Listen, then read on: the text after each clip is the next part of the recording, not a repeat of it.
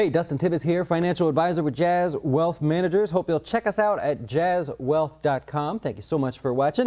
We get the question a lot from people, how much income do I factor in retirement? Like, how much do I need? Well, you likely have set expenses. You know what's going on there. But the younger you are, the less you're supposed to know how much you'll need in retirement. It's a little bit difficult to plan out that far.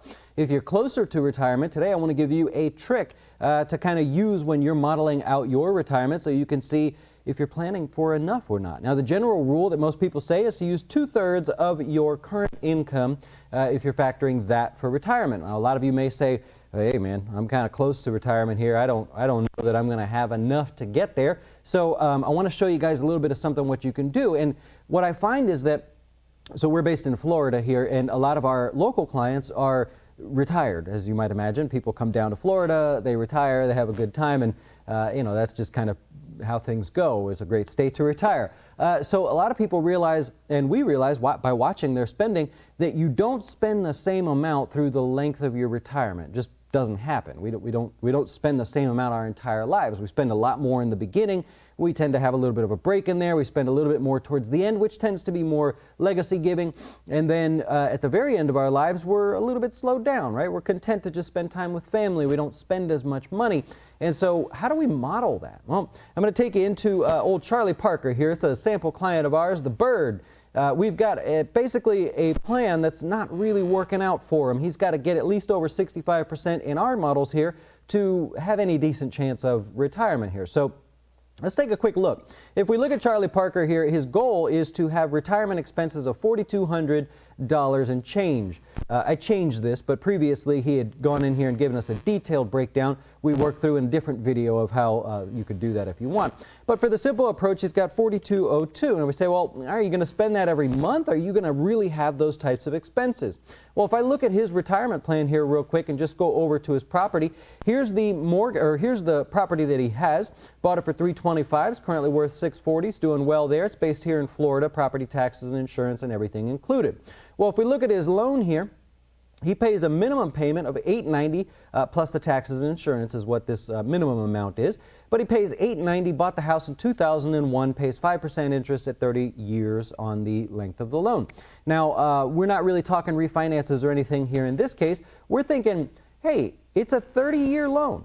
He's going to have this thing knocked out in 2031, which means his expenses will be $890 less. So what if we model that? What if we just say, hey, it's $4,202, but in reality, we've got $4,202 minus $890. We've got $3,312 is the real number here if we go through all of this. But in the first bit of time here, we've actually got to pay the $890. So what we're going to do is say this is pre-mortgage expenses or something like that, right? We could do that. All right, so what we've got is $890. Sorry.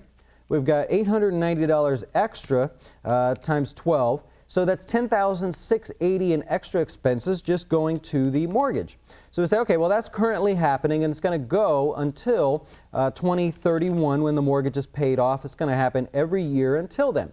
So we're going to assume that that's the case. Now, this is not going to be an inflated number because, well, the mortgage payment's going to stay the same. Remember, the mortgage company accounts for inflation. You do not have to. So here's what we've got. We've got retirement expenses of $3,312, but until 2031, we're going to have the extra $10,680. So what we're doing now is basically saying expenses are higher. You've got to account for that mortgage. We're not even counting in any other spending or the fact that you may go out and spend more money early in retirement. We're just saying until that mortgage is paid off, we'll pretend that Charlie doesn't want to sell his house or anything at the moment. So we're saying, okay, until that's paid off, you're going to have a little bit of extra expense. What happens when that expense dies off? We'll recalculate the numbers here and see what we come up with, because then his expenses are less. He could choose to have them higher if he wants, but he chooses, in this case, we'll say not.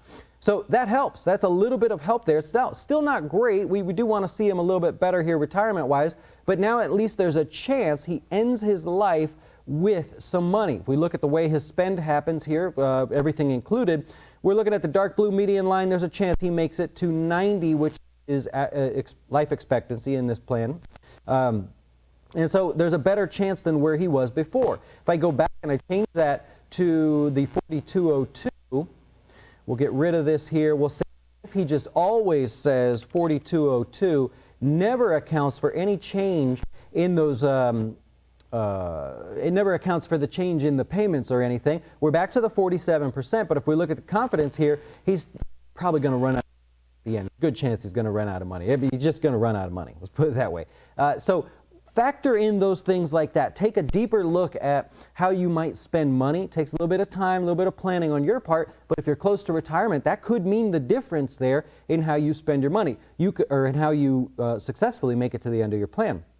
It could also be that you said, well, I already paid off my house. I don't have that expense. Well, what would your expenses look like? Model different scenarios. Think of your ways that you would spend more in the first 10 to 15 years of retirement, depending on when you retire, and then maybe it tapers off. You could put any number of different scenarios in there, and that's just one way to take a look at it. So hope that helps you. It's a different way of thinking of things. If it did help you, hit the subscribe button for us, hit the thumbs up button, all that good stuff. Or better yet, check us out at jazzwealth.com. Hope you'll consider transferring or opening your account here with us. Enjoy the rest of your day. Adios.